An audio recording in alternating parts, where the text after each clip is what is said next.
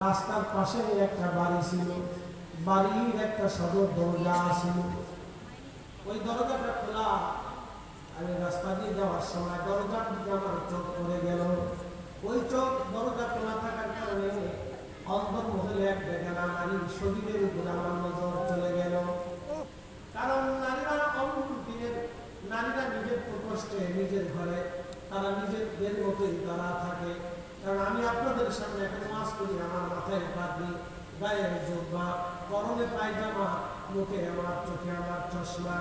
আমি বসে আছি, আপনারা সুন্দর পোশাক পরে বসে আছেন, উপরে যারা বসা সুন্দর পোশাক। এখন আমি বাড়ি গেলাম, বাড়ি যাওয়ার পর আমি পাগড়ি মাথায় নিয়ে জুব্বা গায়ে দিয়ে ঘরের মধ্যে যদি বসে থাকি, আমার স্ত্রী বলবে বুজুর্গি মাহফিলে দেখা আমার ঘরের মধ্যে।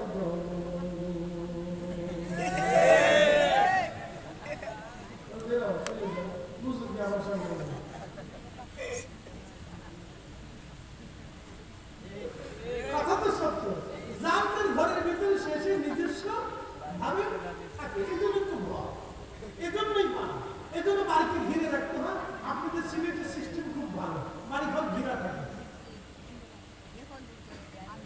তো বলতেছে অন্তর মহলে আমার চোখ চলে, তাই বেগানা নারীর দিকে আমার নজর চলে।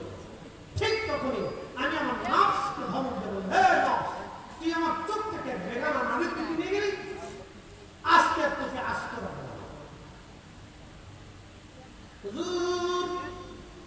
আমি আমার চোখ উঠিয়ে ফেললাম, চোখ নষ্ট করে ফেললাম, যাতে এই চোখ আর কোনোদিন আমাকে কোন বেগানা নারীর দিকে না নিতে পারে।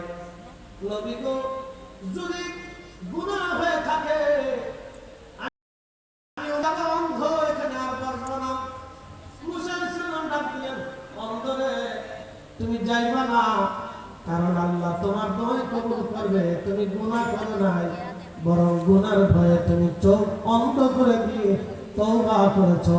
আল্লাহর বান্দা হাত বাড়াও, তুমি হাত বাড়াইলে হাত দোয়া কবুল হয়ে যাবে।